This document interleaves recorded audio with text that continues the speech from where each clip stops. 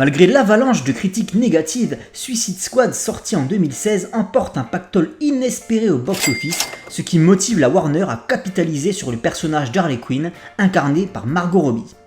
Pour contrebalancer l'impopularité du film de David Ayer, il est décidé de laisser tomber le Joker de Jared Leto afin de se concentrer principalement sur son ex-fiancé. C'est la scénariste Christina Hodson qui se verra confier l'écriture d'un projet Birds of Prey porté par Margot Robbie elle-même après que l'idée d'adapter les Gotham City Sirens ait été annulée. D'autres propositions sont aussi avortées durant la pré-production, comme la présence de Barbara Gordon en Batgirl, à qui l'on préférera donner son propre film, et également celle du Pingouin en tant que grand méchant principal.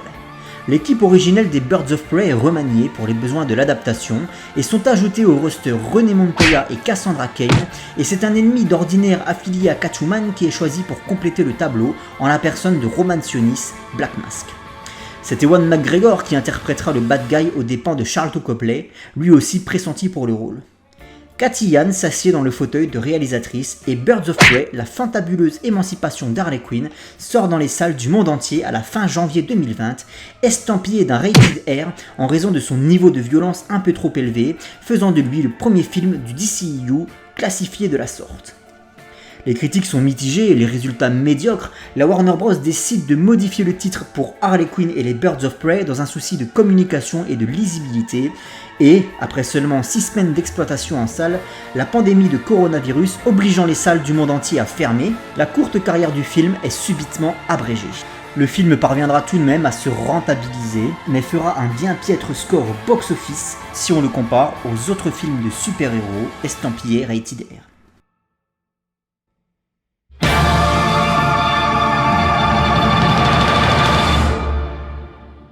Bien le bonjour les zincs, c'est Oz et vous êtes sur Oz Comics. Et aujourd'hui, un nouveau numéro de Magnétoscope. Ça faisait longtemps, j'attendais la sortie Blu-ray de Harley Quinn et les Birds of Prey. Voilà. Et on a gardé le vieux titre pour la sortie DVD.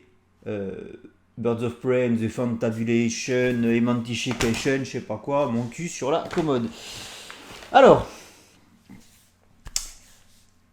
film réalisé par Cathy Yan, sorti en début 2020, je crois, c'est ça, ouais, début 2020, février ou janvier, quelque chose comme ça, et qui met en scène l'émancipation, comme son nom l'indique, d'Harley Quinn, voilà, qui s'est fait larguer par le Joker de Suicide Squad, celui de Jared Leto, puisque leur histoire nous était déjà contée, leur rencontre, leur romance nous était contée dans Suicide Squad, et là c'est la suite, hein.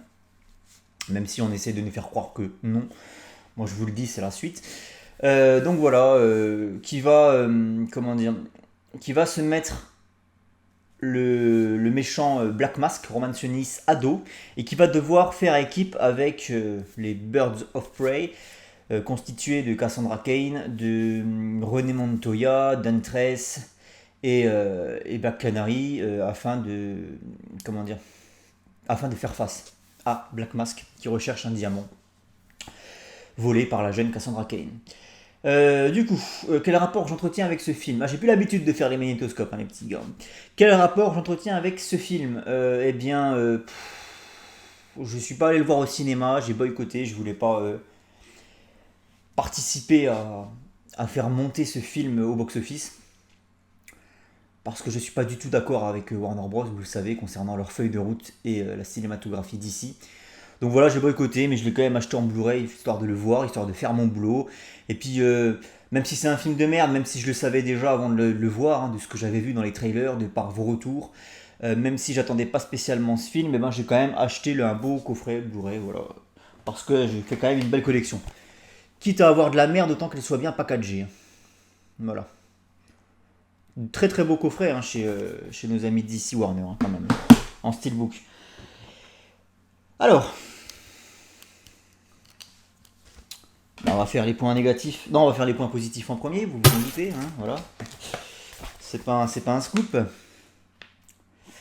Il y a des idées de mise en scène qui sont assez sympathiques. J'ai beaucoup aimé. Un côté un peu, tu sais, j'irais pas jusqu'à dire un peu tarantinesque, mais je sais pas, des petites fulgurances comme ça dans la réal, où t'as l'image qui se fiche pour te présenter un personnage avec son nom qui s'affiche à côté. C'est des trucs que j'aime beaucoup, ça. On avait déjà eu ça dans Suicide Squad. Ouais, je sais pas, une réal avec des côtés un peu Tarantino, Rodriguez. C'est un peu déjanté, c'est très rythmé. Donc ça, c'est plutôt une bonne chose. Il y a des idées de mise en scène assez sympathiques.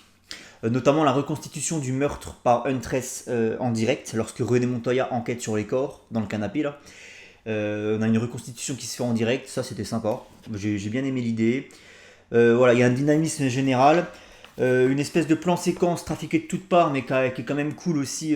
Enfin, cool. Qui est quand même bien fichu, voilà, c'est plutôt le terme. En boîte de nuit, lorsqu'Harley fait un peu n'importe quoi, tu la vois danser, après tu la vois parler à quelqu'un, après tu la vois vomir, se bourrer la gueule, voilà. Une espèce de plan séquence comme ça, rafistolé de toutes pièces, mais qui rend plutôt bien, même si la scène est pas terrible. À l'image du film, vous me direz. Et puis la hyène. La hyène, elle est super bien faite en CGI. Par moments, c'est assez bluffant. T'as des scènes où tu sais pas si c'est. Notamment quand elle est dans l'appartement, tu sais pas si c'est une vraie hyène pour le coup qui a été dressée ou si c'est un. Enfin, c'est super bien fait ou si c'est juste de la CGI.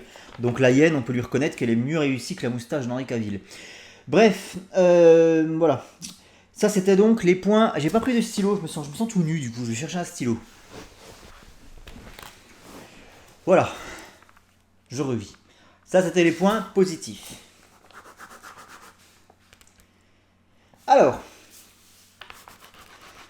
on va passer à la longue liste de points négatifs, même si elle n'est pas si longue que ça finalement. Pour la petite anecdote, il est 17h30, je sors tout juste du visionnage du film, que j'ai commencé à 13h, et du coup je me suis endormi devant à la moitié, je suis allé vomir et je suis allé dormir en fait. Voilà. Et du coup j'ai repris le visionnage bien plus tard dans l'après-midi, c'était trop. Il me fallait une pause, tu vois. Du coup, où j'en suis? Je suis complètement paumé les petits gars. Ah oui, un autre point positif avant de passer au point négatif. Désolé, c'est complètement décousu, cette vidéo n'a aucun sens. Deux autres points positifs. Il y a de la violence et un peu de sang, donc ça c'est cool. Moi c'est ce que j'aime bien dans les films quand on est un peu dans l'esprit un peu mature, on va dire. Hein, voilà. Surtout quand on traite de personnages comme Black Mask. Si tu mets pas un peu de violence, ben, c'est que t'as rien compris. Donc ça c'est plutôt sympa. Harley Quinn aussi hein, pour le coup. Et puis le générique de fin, voilà, qui confirme ce que je vous disais dans les précédents magnétoscopes. Les génériques de fin Warner Bros sont toujours mieux que les films en eux-mêmes. C'est un truc de malade. Il y a une équipe artistique sur les génériques de fin, franchement, ils font du super bon boulot. Hein. C'était le cas sur le générique de Shazam, Aquaman, Wonder Woman et maintenant Birds of Prey. Très très bon générique de fin. Celui de Suicide Squad était magnifique aussi. Enfin voilà. Surtout que t'es content quand t'arrives au générique de fin. Donc du coup, tu savoures doublement le truc quoi. Alors, les points négatifs. Alors, on t'explique qu'Harley Quinn, son père l'a troqué contre un pack de Heineken. Ensuite, le premier homme que tu vois dans le film, c'est le vendeur de hyènes, voilà, qui essaie de se taper Harley Quinn, le vieux vicelard là. Après, tu as bien évidemment le personnage de Black Mask, qui est un homme qui maltraite les femmes et dont on nous dit clairement que ce qui le dérange. Harley Quinn, quand elle parle de Black Mask, elle dit que ce qui le dérange le plus, c'est qu'elle ait un vagin. Voilà, donc en très gros, le mec est misogyne. Très très bien, 3 hommes, 3 pervers. Les espèces de mecs qui essayent de violer Harley Quinn à la sortie de la boîte de nuit, là, quand elle est complètement cramée, quand elle est complètement bourrée, t'as des mecs qui essayent de l'embarquer dans une camionnette et t'as Black Canary qui vient la sauver. Voilà, d'autres hommes dans le film. Le chauffeur de Roman Sionis aussi qui est vautré dans son canapé. Pareil, qui manque de respect littéralement à Harley Quinn pour ce qu'elle est, c'est-à-dire une femme. Enfin, Arline. Donc le chauffeur de Sionis qui se fait péter la jambe salement dès le début du film. Le vendeur de hyènes, c'est bon.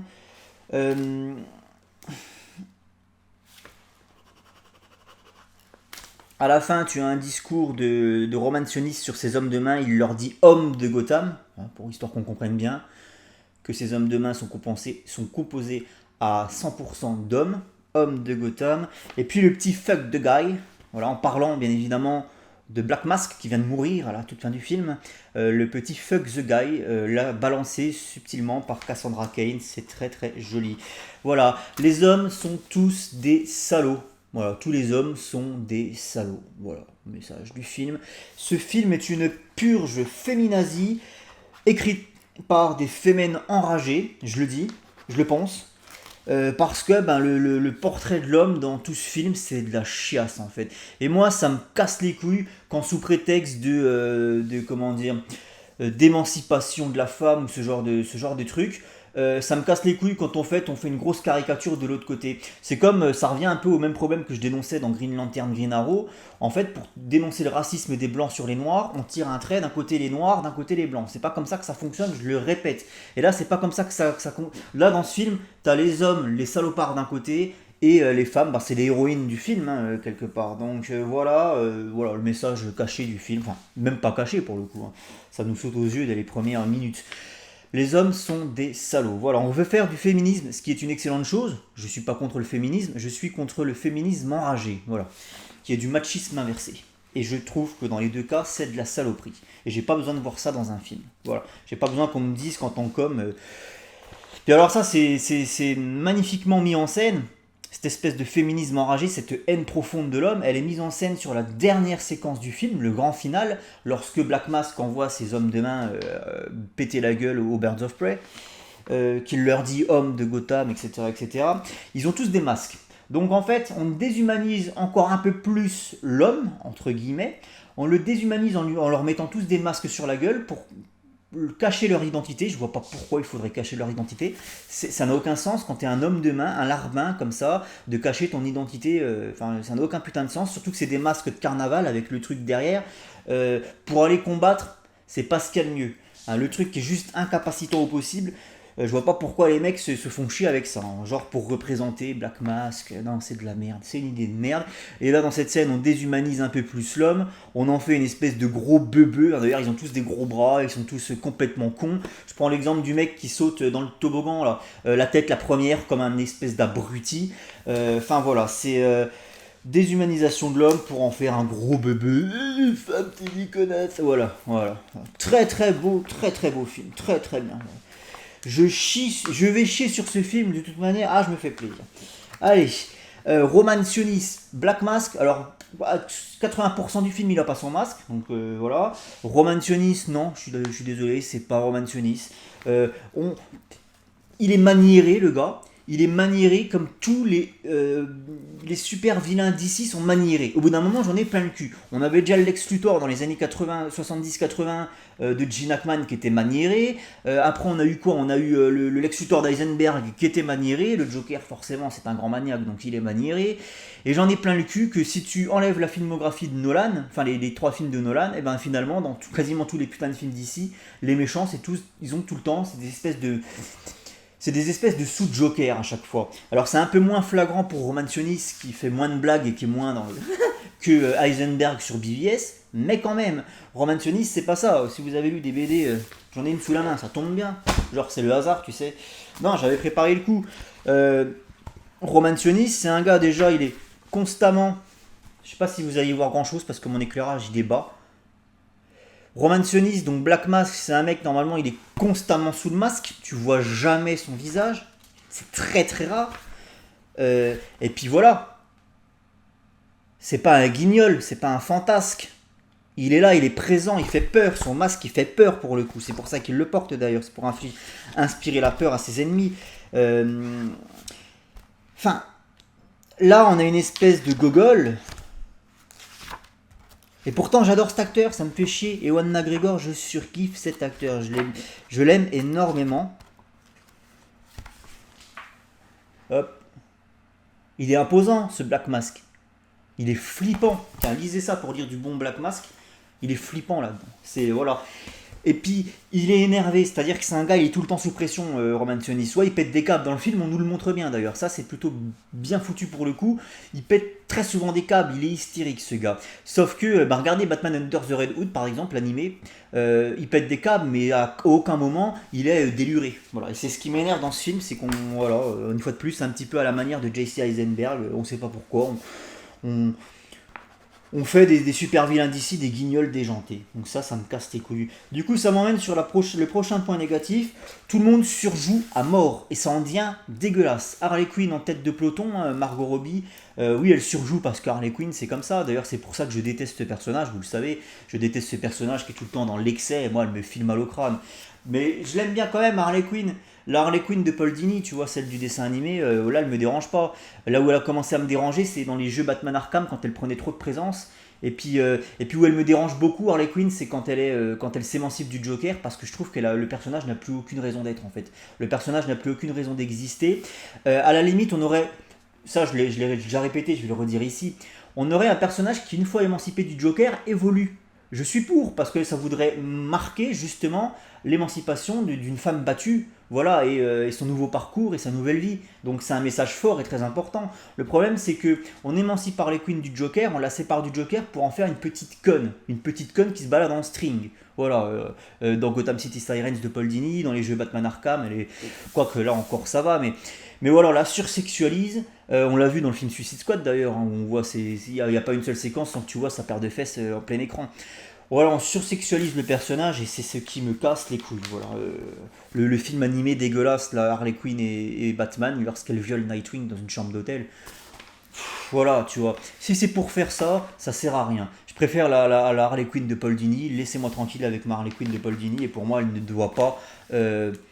Ou alors proposez-moi une vraie évolution d'une femme qui s'émancipe de son mari violent. Voilà, je veux une vraie évolution de ça, un vrai message, un vrai discours. Mais là, puis elle a toujours le cul entre deux chaises. Un coup elle est gentille ou elle est méchante, tu sais jamais trop. Alors que la Harley Quinn de Paul Dini, elle est méchante. Point final. Et c'est ce que je veux voir. Bref, du coup, oui, j'en étais là. Je suis parti en digression, les petits gars. C'est surjoué, tout le monde surjoue. Celui qui s'en sort le mieux pour moi, c'est quand même Ewan McGregor parce qu'il surjoue à mort, mais il sait bien le faire. Clairement, il sait bien le faire. Mais Margot Robbie, ça passe pas. J'en peux plus. Ah, puis alors, toutes les autres gonzesses là, il y a une séquence à la toute dernière séquence du film. Lorsque Harley Quinn t'explique en voix off que ça y est, les Birds of Prey se sont créés et qu'en très gros René Montoya fait équipe avec Canary et avec Huntress, tu les vois buter des mecs dans un hangar ou sur un parking de nuit là. Enfin, buter, neutraliser des gars, toujours des gars, toujours. Et, euh, et elle se retourne comme ça, tu sais. Mais en plus, elles sont même pas synchrones. T'en as une qui est un peu en retard, tu vois, donc c'est. Elles se retournent vers la caméra puis elles avancent comme ça. Il y a plein de trucs dégueulasses dans ce film, des clichés, des vieux trucs caricaturaux là. Enfin voilà. Puis René Montoya, elle a des mimiques faciales, elle m'énerve. Elle est toujours en train de faire des espèces de mimiques là. Enfin voilà. Elle m'a saoulé elle aussi, hein. Voilà. Gros point négatif. On a une Gotham City qui ressemble pas à Gotham City. Voilà. Ça, je l'ai déjà dit dans tous mes magnétoscopes, donc je vais pas revenir là-dessus, mais une fois de plus, une Gotham qui ne ressemble pas à Gotham City. Puis alors, tiens, on va en parler de ça aussi, de Gotham City. On est d'accord qu'on est dans le monde du Batfleck, hein, dans l'univers de Batfleck. Qu'est-ce qu'il fout Qu'est-ce qu'il fout Batman? C'est-à-dire que t'as Roman Sionis, qui est quand même connu de tout le monde, hein, des services de police, etc. Je veux dire, le mec, c'est un caïd de la pègre, donc il est connu. Batman, il devrait l'avoir un petit peu dans son viseur quand même. Et donc on le laisse buter des gens. Donc tu vois Roman Sionis qui bute des gens, comment on appelle ça, qui les mutile. Ça j'ai bien aimé le fait d'enlever comme ça juste la partie un petit peu la Leatherface, tu sais, la partie du visage. Ça c'est plutôt cool comme marque de fabrique de la part de Roman Sionis de Black Mask. Ça c'est une bonne idée. Mais en plus ça rajoute un peu au côté violent du film que doit avoir le personnage de Roman Sionis. Mais, euh, mais donc, on t'explique en très gros que Batman il fait rien. Il laisse Black Mask agir. Harley Quinn qui est en liberté, tout le monde le sait aussi, puisqu'elle fait péter l'usine des Chemicals au tout début du film. Donc tout le monde sait qu'Harley Quinn est en liberté. Et tout le monde s'en fout en fait. Tout le monde s'en bat les couilles. À part René Montoya, c'est la seule qui est sur le coup. Batman il en a rien à foutre. Il en a rien à péter quoi. Alors vous allez me dire, oui mais c'est le problème des univers partagés. On n'a qu'à dire que Batman il est occupé ailleurs. Sauf que tu me le montres pas dans les autres films qu'il est occupé ailleurs, honnêtement, parce que là ça se passe quand même bien longtemps après BVS, donc il est plus en train de se taper sur la gueule, il est plus en train de se foutre sur la gueule avec Henry Cavill. Donc qu'est-ce qu'il fait bah Qu'est-ce qu'il fait? Ou alors vous allez me dire il a pris sa retraite, et puis une fois de plus ça prouverait bien que cet univers est mort dans l'œuf, parce que Batman qui prend sa retraite sans s'assurer qu'il y ait une descendance derrière, enfin une relève, non, c'est de la chiasse. Voilà. La scène où Harley Quinn attaque le commissariat pour aller libérer la jeune Cassandra Cain. Et elle tire sur des mecs avec un fusil à paillettes. Voilà. Parce que bah, on veut pas faire d'Harley Quinn une vraie méchante, hein, donc on montre qu'elle est quand même assez comment dire, qu'elle a de la pitié vis-à-vis quand même de ses victimes. Donc elle rentre dans le commissariat, elle déglingue tout le monde avec je sais pas ce que c'est comme flingue, un truc à paillettes, voilà. Je le dis. Voilà. Et puis du coup, ben, t'as les flics qui essayent de l'arrêter, mais un par un. T'as pas 4-5 flics qui se mettent comme ça, on joue, bouge pas, tu vois. À la limite, tu lui tires une balle dans la jambe à la meuf. Hein. Surtout aux États-Unis, tu vas pas me faire croire que les flics aux États-Unis, c'est des flics français qui osent rien faire. Hein. Non, là-bas, ils en ont rien à foutre, hein, ils tirent dans le temps. Hein. Donc là, t'as une espèce d'hystérique comme ça qui arrive et qui te fout des coups de lance-roquettes de paillettes. Hein. Une fois de plus, ça me fait chier de le dire, mais je le dis. Et là, t'as personne qui essaye de l'arrêter dans le commissariat. Si, ils essayent de l'arrêter, mais un par un. Tu vois, les mecs sont vachement coordonnés. Une belle équipe de bras cassés, une fois de plus. Hein. Un truc qui m'a saoulé, c'est la narration en continu durant toute la première partie du film, et puis sur la dernière. À la limite, à la fin, je peux le comprendre, ça me dérange pas, sur la dernière scène du film. Mais la narration en continu, ça dure trop longtemps sur la première partie du film. Je pensais que ça allait durer 5 minutes, histoire de nous mettre dans le bain. Ça dure au moins une demi-heure. Et ça me fait chier d'avoir une voix off d'Harley Quinn qui plus est, qui est pas drôle. C'est ça le problème aussi, c'est que cette Harley Quinn, elle est pas drôle, donc ça pose problème. Et elle te raconte ce que tu es en train de voir à l'écran, tu sais, ça fait penser aux contextualisations, aux petites cases là dans les BD des années 70. T'as pas envie de voir ça, t'as pas envie de lire ça, en tout cas moi non. Voilà. Narration continue, ça me fait chier. Zaz, c'est Victor Zaz ça. Un homme de main. Victor Zaz, c'est un psychopathe, c'est un serial killer. Le principe d'un psychopathe serial killer, c'est qu'il agit pour personne, seulement pour lui-même et pour combler ses fantasmes tarés.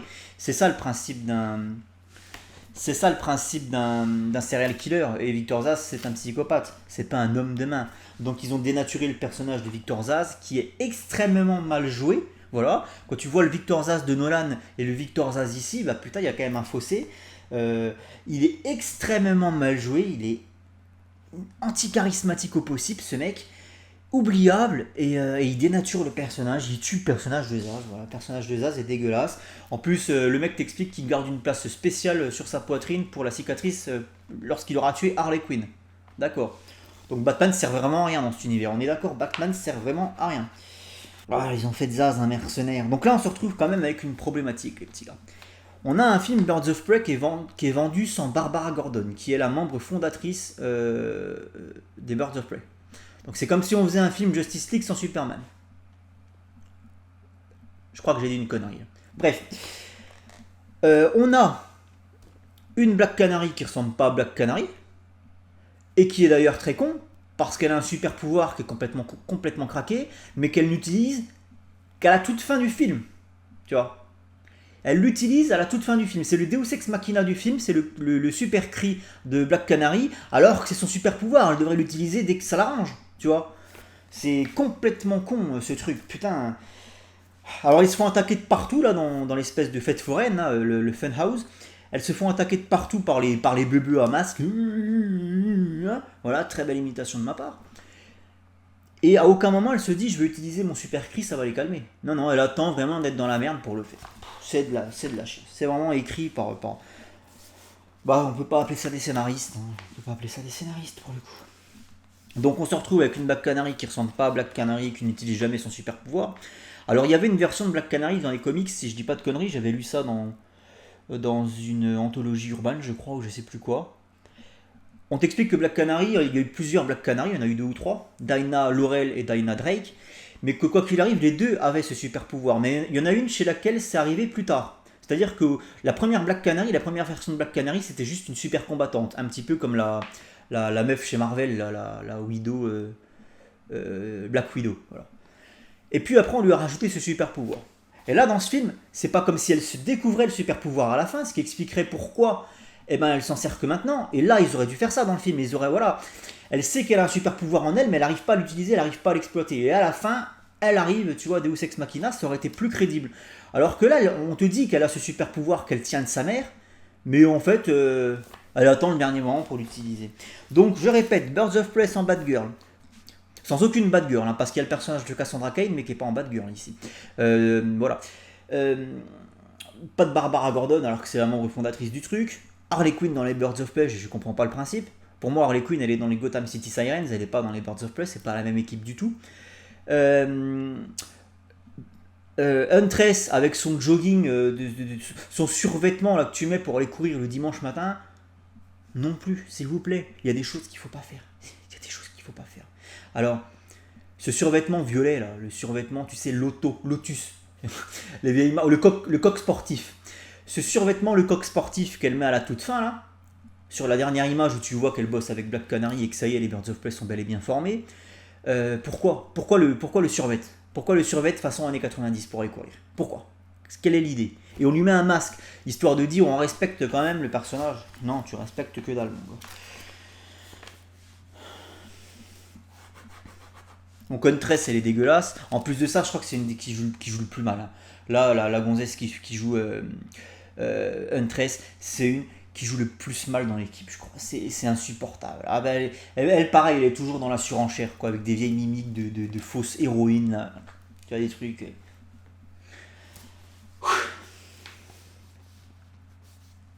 Ah, c'est compliqué, bah, c'est très compliqué.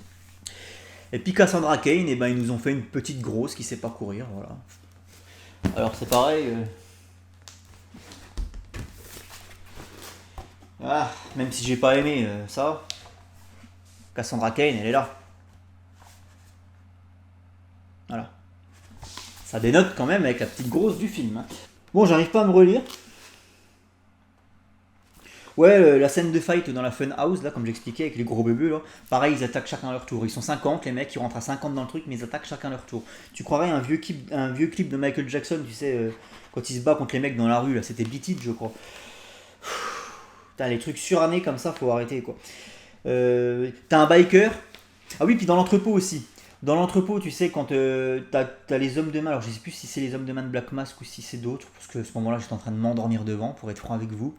Mais au début du film, milieu du film plutôt, t'as Harley Quinn qui essaye de protéger Cassandra Cain. Elles se font attaquer dans une espèce d'entrepôt. Et là, par des espèces de bikers. Et t'as un biker qui arrive avec sa mitraillette à bout portant.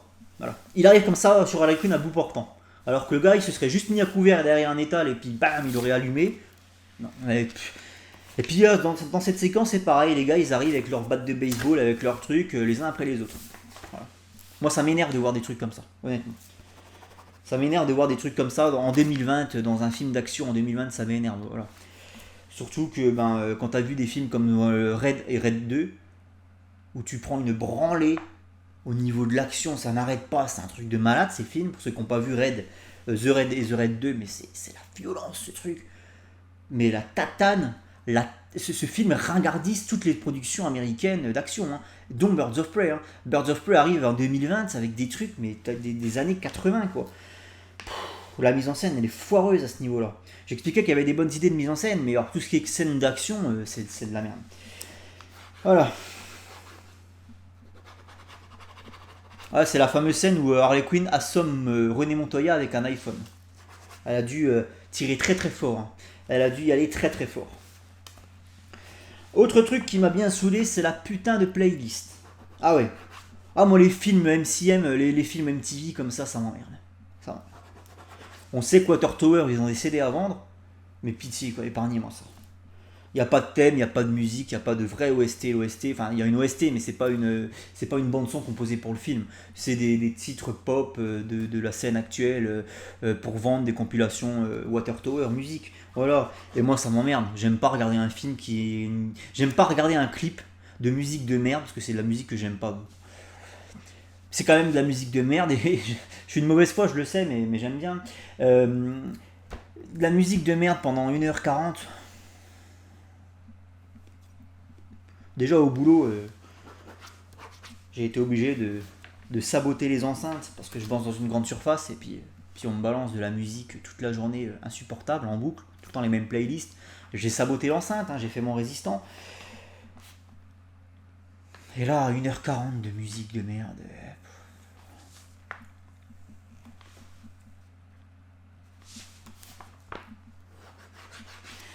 Voilà, je pense que j'ai tout dit. Et si j'en ai oublié, c'est parce que je me suis endormi devant, je le répète.